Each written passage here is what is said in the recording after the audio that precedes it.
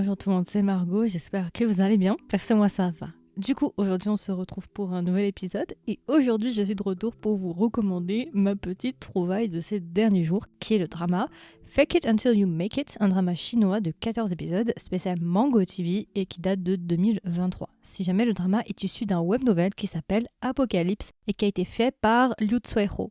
J'en ai un petit peu parlé sur TikTok, mais du coup je me suis dit que ça aurait été sympa de faire un épisode complet dédié à ce drama-là parce que franchement c'était une très très bonne surprise et je suppose que beaucoup des personnes qui m'écoutent actuellement ne sont pas forcément sur TikTok. Donc voilà, petit drama vraiment sympa, franchement je crois officiellement qu'on peut dire que je me suis réconciliée avec Mango TV, oui. On va pas se mentir, je crois que je n'ai jamais eu un drama de Mango TV que j'apprécie. Attendez, je vais juste vérifier. Mais à culpa, autant pour moi, alors c'est très drôle parce que ça va m'amener sur un autre drama. Alors, le réalisateur de Fake It Until You Make It, le directeur qui s'appelle Lee Mo, c'est le même réalisateur qu'un autre drama que j'aime beaucoup qui est Remembrance of Things Past, qui est aussi un drama mango. J'avais complètement zappé que c'était mango, et en plus ce drama fait 12 épisodes. Attendez, je suis en train de me faire matrixer. Premièrement, j'avais oublié que Remembrance of Things Past c'était mango, et deuxièmement, j'avais oublié que c'était 12 épisodes. Je croyais que c'était genre 40 et des poussières et tout. Donc si vous avez bien aimé Remembrance of Things Past, de fortes chances pour que vous appréciez Fake It Until You Make It, et inversement, si jamais vous n'avez pas encore vu Remembrance of Things Past, j'ai déjà fait un épisode, si vous voulez, je mettrai un lien dans la description, si vous voulez écouter mon review sur ce drama, et voilà, je vous le recommande aussi parce que franchement c'est un très très bon drama. Ce sont deux dramas qui parlent un petit peu des mêmes choses en fait. Des femmes nées dans les années 90-80 et qui vivent justement à Beijing avec leur vie professionnelle et leur vie romantique. Donc voilà, petit drama vraiment sympa, grosse découverte qui est disponible sur Viki. Et si je dis pas de bêtises, il est aussi disponible sur YouTube et Bilibili. À vérifier, mais en tout cas Viki visiblement ça y est. Alors ce sont pas nécessairement des acteurs que vous connaissez, ou en tout cas je pense que vous les avez vus, vous allez vous dire « Ah, elle me dit quelque chose !» Mais voilà. Actrice principale, nous avons Tsai Wen-jing. Je regarde un petit peu si je l'ai déjà vue dans un drama que je connais. C'est vrai que moi je l'ai déjà aperçue, bien évidemment, mais j'ai pas vraiment une œuvre où je me suis dit « Ah, c'est elle, ok !» Alors là, comme ça, non. Ah, elle l'a fait dans Routon. C'était un drama années 80, je crois, à Beijing. Ah non, 50, de 50 à 80 à Beijing. Ouais. Je l'ai vu passer, mais je l'ai pas regardé. Je la connaissais de vue, mais je connaissais pas vraiment ses œuvres. Et en acteur principal masculin, nous avons... Alors, c'est assez particulier parce que c'est clairement un nom coréen, mais il est chinois, c'est très étrange, c'est Han Dong-jun. Je suis désolée, je suis obligée de le prononcer à la coréenne. Mais pourtant, il n'y a aucune information comme quoi il serait de Corée. Hein. Il est chinois, il a vécu à Vancouver. Ouais, franchement, c'est un acteur que je n'ai jamais vu, c'est la première fois que je le vois, donc petite découverte aussi pour cet acteur-là. C'est tout pour le casting, je vais pas vous donner tout le monde, mais vous verrez, vous allez reconnaître des têtes. Moi, il y en a quand même 2-3 que j'ai reconnus, que j'ai déjà vu dans d'autres dramas. Alors, je précise que généralement, les dramas quand même de Limo, ce sont pas forcément des gros acteurs à l'intérieur. Remembrance of Things Past, c'est des acteurs qui sont connus, mais c'est pas les gros acteurs, vous voyez. Bah là, c'est un petit peu pareil en fait pour Fake It Until You Make It. C'est des acteurs que vous avez déjà aperçus dans plein de dramas, mais c'est pas forcément, vous allez pas tout de suite vous souvenir de leur nom. Alors du coup, de quoi parle Fake It Until You Make It? Alors, c'est un petit peu dans la même branche, dans la même idée en fait que Remembrance of Things Past. En fait, Fake It Until You Make It, c'est l'histoire de Tang Ying. Tang Ying, en fait, c'est une avocate qui est dans sa trentaine et en gros, toute l'histoire va tourner autour de ce personnage-là et de sa sœur aussi qui s'appelle Shinzo. On va suivre du coup la vie de Tang Ying au travers de sa profession, c'est-à-dire tout ce qui est son cabinet d'avocat, les différents cas auxquels elle va devoir faire face, différents clients, ses supérieurs, ses collègues, et de l'autre côté, on va aussi suivre sa vie romantique avec notre personnage qui s'appelle The Chuan. Alors lui, The Chuan, on nous explique que c'est un homme qui travaille dans les banques. Petit costume, machin, businessman et ce genre de choses, vous voyez. Et pour certaines raisons, ces deux personnages-là vont se rencontrer par hasard dans un avion. Et voilà, on va suivre du coup leur romance à partir de cette rencontre-là. Et en fait, ils travaillent tous les deux dans le quartier des affaires, un gros quartier des affaires à Beijing. Et en fait, dans ce quartier des affaires-là, il y a 2 tours qui sont à côté. Ils travaillent chacun dans une tour, c'est-à-dire qu'en fait, ils sont voisins quoi de travail, si vous voulez. Parce que les 2 buildings, en fait, sont rejoints par un grand hall. Donc voilà, on va suivre la romance de Tang Ying avec justement Tzu Chuan et on va aussi suivre la romance de Shinzo qui est la petite sœur. On va suivre leurs 2 romances, mais quand même principalement, c'est quand même Tang Ying le personnage principal. Pour vous donner un peu des mots-clés de ce drama, c'est un petit peu dans les mêmes vibes que Remembrance of Things Past. Ça se passe aussi à Beijing et en fait ça parle d'une femme dans sa trentaine, indépendante, qui travaille, qui a son propre appartement, qui est une working girl, qui est avocate, qui a sa firme, qui bosse, qui a un bon salaire, qui est toute seule dans cette grande ville qui est Beijing, et justement on va suivre sa vie professionnelle et sa vie romantique avec notre fameux Tzu Chuan. Alors du coup, qu'est-ce que j'ai pensé du drama sans spoilers, en point positif et en point négatif? Alors on va commencer par les points positifs.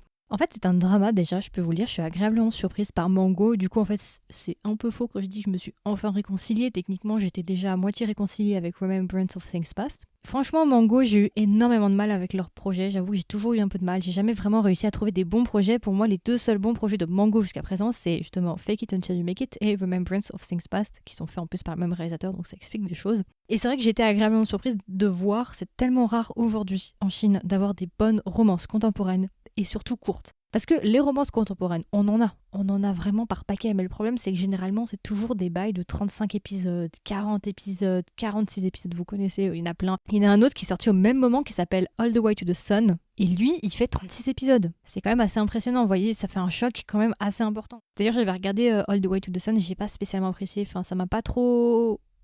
J'étais pas enjouée, donc j'ai pas du tout commencé ce drama, je pense que je ne le regarderai pas All the Way to the Sun. Mais voilà, c'est très rare d'avoir des très très bons dramas courts, de bonne qualité et des bonnes romances. Parce que franchement, j'ai été assez surprise quand même de la romance de ces deux personnages-là. En fait, ce que j'aime beaucoup avec ce drama, c'est premièrement, il est grave sous-coté, c'est pour ça que j'en parle aujourd'hui, parce que personne ne l'a vu passer et c'est quand même assez impressionnant. Moi, si je connais son existence, c'est grâce à Avenue X. Si elle n'en avait pas parlé sur sa chaîne YouTube, je crois que je l'aurais même pas regardé en fait. C'est pour vous dire, c'est grâce à elle. Hein. Vraiment, elle m'a sauvé ma life. Hein. Merci Avenue X. Bon, elle parle anglais, elle comprendra, elle entendra peut-être jamais ce que je dis, mais voilà. Vraiment, grosse surprise sous-côté. Et ce que j'aime beaucoup, c'est la romance entre Tang Ling et Tzu Chuan. Franchement, il y a une intensité. Déjà, c'est la vie adulte. Ils sont dans leur trentaine. Ils font face à des problématiques réelles, terre à terre.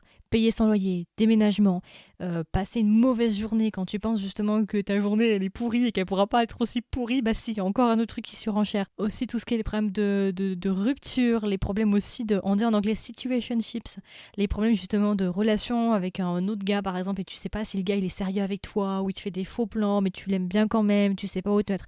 Toutes ces zones de flou relationnel, on va dire ça comme ça. Les problèmes avec ses supérieurs aussi. Les supérieurs par exemple qui te font faire absolument tout le taf et qu'après reprennent justement un petit peu les lauriers et disent oui c'est moi qui ai tout fait alors que c'est totalement faux. Tous ces problèmes-là auxquels on fait face quand on est dans la vie adulte et surtout dans le monde professionnel, c'est ça que j'aime bien, c'est très terre à terre en fait. Et à ça on mêle une romance avec deux acteurs où je trouve que la romance fonctionne extrêmement bien. En tout cas dans la première partie du drama, parce que je pense que je vais diviser un peu en deux parties. Dans la première partie, toute la partie où ils se cherchent, où ils se courent après, est-ce qu'elle m'aime, elle m'aime pas, et ce genre de choses, franchement il y a une tension. T'as des scènes où mais on dirait qu'ils vont se jeter dessus. C'est vraiment... J'étais assez surprise de voir ça et ça fait grave plaisir de voir des gens dans leur trentaine et pas juste des universitaires ou des écoliers, parce que c'est souvent le cas, ou des lycéens par exemple. Il y en a quand même pas mal en Chine, ça fait du bien aussi de voir autre chose, d'autres tranches d'âge, d'autres problématiques, d'autres mondes, et c'est ça qui fait plaisir. Franchement, la première partie, la romance, pépite.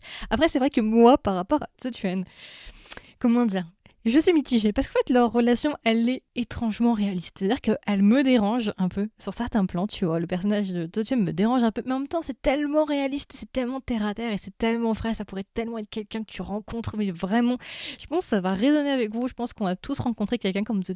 Après ça s'est plus ou moins bien terminé en fonction des cas bien évidemment, mais Tzu vraiment c'était un ascenseur émotionnel, c'était les montagnes russes avec ce personnage, je passais de l'adorer à le détester, puis l'adorer, puis c'était tout le temps j'étais en mode red flag, green flag, red flag, green flag. C'était ça tout le long en fait avec Tzu Chuan et franchement, comme je vous dis, le couple franchement fonctionne quand même assez bien. Ouais voilà, vous verrez. En plus le monsieur est très beau donc voilà, Kinmon le peuple, le couple fonctionne bien. Et après ce que j'aime bien par contre dans la deuxième partie, c'est qu'on a un couple secondaire et c'est vrai que ça relance la machine en fait.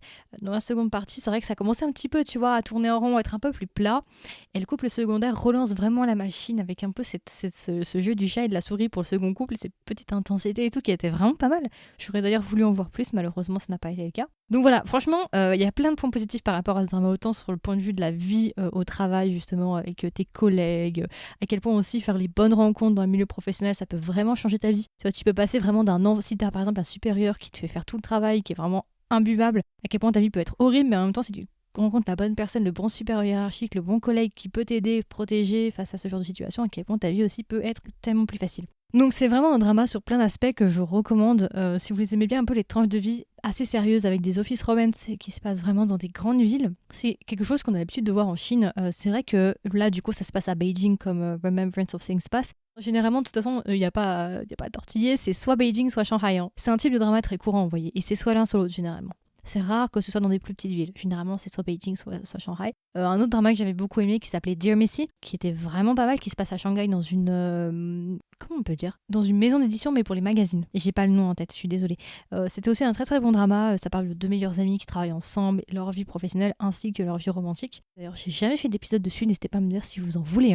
Parce que franchement, c'est aussi un bon drama, c'est un peu dans la même continuité que celui-là, mais Dear Missy quand même est beaucoup plus long si je ne dis pas de bêtises, attendez. En plus, Dear Missy, ce sont des acteurs que vous connaissez par contre. Ils sont quand même un peu plus connus. Dear Missy, ouais, c'était un peu long, c'était 36 épisodes de 45 minutes et c'est Aichi. Mais si vous voulez, un jour, je vous ferai un review là-dessus. Donc voilà, après au niveau des points négatifs, j'en ai pas non plus des masses de points négatifs. Peut-être ce que je lui reprochais, comme je vous l'ai dit, c'est la deuxième partie où ça s'essouffle un peu.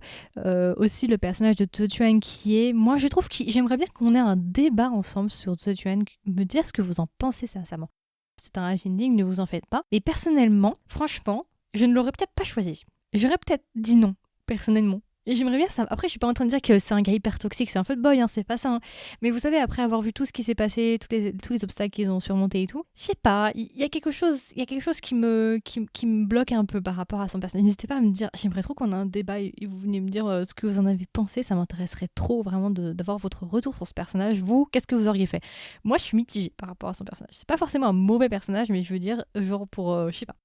Ah si, j'ai un point négatif. Si, j'en ai un, j'ai failli l'oublier. Alors ça, c'est un truc qui m'a beaucoup dérangé et j'ai pas compris le concept. J'ai pas compris. La manière dont c'est filmé. Alors en fait, c'est vrai que maintenant que je vais vous le dire, vous allez sans doute le remarquer, j'en suis désolée. C'était que si je vous l'avais pas dit, vous l'auriez pas remarqué. Mais si, je pense, vous l'auriez remarqué. En fait, t'as des moments où la manière dont c'est filmé, c'est très particulier en fait. Alors pas tout le temps. En fait, tu alternes entre des plans stables, ok, donc des plans qui ne bougent pas, et des plans instables, un petit peu à la mode The Office. C'est des trucs où en fait c'est un peu comme caméra cachée, où en gros à chaque fois qu'un personnage parle ou qu'un personnage a une interaction, la caméra elle bouge furtivement. Tu la vois bouger la caméra directement pour pointer sur le personnage. Vous voyez ce que je veux dire? Ces transitions de caméra un peu en mode documentaire ou ce genre de choses où caméra d'investigation, on essaie de capturer chaque instant et du coup à chaque fois qu'il y a un personnage qui a une expression faciale particulière, bim, on bouge la caméra. Au lieu de cutter et de directement faire un plan stable sur le personnage, non, on bouge la caméra pour aller sur le personnage. Ou bien plus récemment à la mode gimbal, je sais pas si vous savez ce que c'est une gimbal. Les gimbals c'est des... Vous avez sans doute vu ça chez les youtubeurs et tiktokers, ce sont des trépieds aujourd'hui qui existent, c'est assez récent. C'est des trépieds qui bougent tout seuls, qui suivent le mouvement des personnes. Vous avez déjà vu ça, je pense, des pubs pour ce genre de choses. C'est des trépieds automatisés en fait qui te permettent justement de suivre le mouvement de la personne qui passe devant, ça lui évite d'avoir une deuxième personne pour filmer. C'est cet effet un peu gimbal, cet effet un petit peu The Office qui me dérange pas mal. Alors c'est pas non plus horrible parce que j'ai fini le drama et je l'ai quand même apprécié, mais j'avoue qu'au bout d'un moment, j'ai envie de secouer le réalisateur et lui dire tu t'arrêtes. Si tu veux, je fais un crowdfunding pour toi, je fais un compte Litchi pour qu'on t'achète un trépied. C'est agaçant. À certains moments, ça fait un peu robotique, ça casse cet aspect naturel, je trouve. Après, c'est vrai que les plans stables, c'est un code qu'on a depuis toujours, donc on est habitué à ce code-là. Moi, j'aime pas en fait. Ce truc à la mode, quand c'est pour The Office, ok, ça passe, tu vois, parce qu'il y a le côté léger, le côté humour, le côté second degré.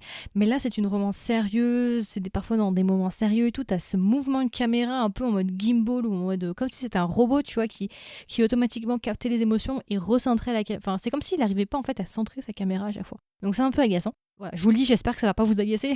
Pour le coup, maintenant vous allez voir peut-être que ça. Je l'espère pas, mais voilà. Mais je voulais quand même le dire parce que j'avoue, ça m'a un peu gonflé. J'ai jamais vu ça de ma vie, c'est la première fois qu'on me fait le coup. Dans Remembrance of Things Past, j'en ai pas le souvenir, je pense que je l'aurais dit. Oui, aussi un autre point négatif, parfois il y a un petit peu des sauts d'un épisode à l'autre, par exemple, où vous allez vous demander « Oh, mais j'ai pas raté quelque chose là ?» Et moi j'ai deux moments, j'ai de l'épisode 1 à l'épisode 2, je trouve qu'il y a un saut. Et j'ai pas compris en fait, je me suis demandé s'il n'y avait pas, à la fin du crédit, il n'y avait pas une scène supplémentaire, mais il y avait rien du tout. Parfois, il te coupe en fait des moments importants et t'es obligé de deviner, d'inférer ce qui s'est passé en fait, de combler les trous à certains moments. Alors c'est pas tout le temps, je vous rassure. Ça arrivait une ou deux fois dans le drama, une fois entre l'épisode 1 et l'épisode 2 et une fois vers l'épisode 11-12. Mais parfois tu te dis mais j'ai raté quelque chose. Alors après c'est pas des choses très très importantes, mais t'as toujours ce petit truc, mais j'aurais bien voulu quand même qu'on nous mette une scène supplémentaire pour nous montrer comment on en est arrivé là en fait. Ça c'est un peu aussi... J'ai pas compris, est-ce qu'ils ont coupé... Moi je pense qu'ils ont peut-être trop coupé en fait. Je pense qu'ils étaient restreints par le nombre de 14 épisodes. Et du coup peut-être qu'ils ont cuté un peu trop de trucs, mais ça aurait pas fait de mal de rajouter juste une petite scène. Ce que j'ai bien aimé aussi, petit fun fact, c'est en fait tout au long du drama, il y a plein de petites publicités pour le drama Remembrance of Things Past. Par exemple, à chaque fois que les personnages sont en train de regarder la télé, comme par hasard, c'est le drama Remembrance of Things Past qui passe à la télé. Donc avant même de savoir que c'était le même réalisateur, je me suis fait la réflexion, je me suis dit il y a un truc chelou, tu vois, il faut que j'aille vérifier parce que ça se trouve c'est le même réalisateur. Donc je suis allée voir les scénaristes, j'ai vu que c'était pas les scénaristes et quand j'ai vu le réalisateur, je me dis donc le poteau en fait la pub pour son précédent drama, d'accord. Mais ça m'a fait beaucoup rire parce que je sentais qu'il y avait quelque chose, il se passait un truc.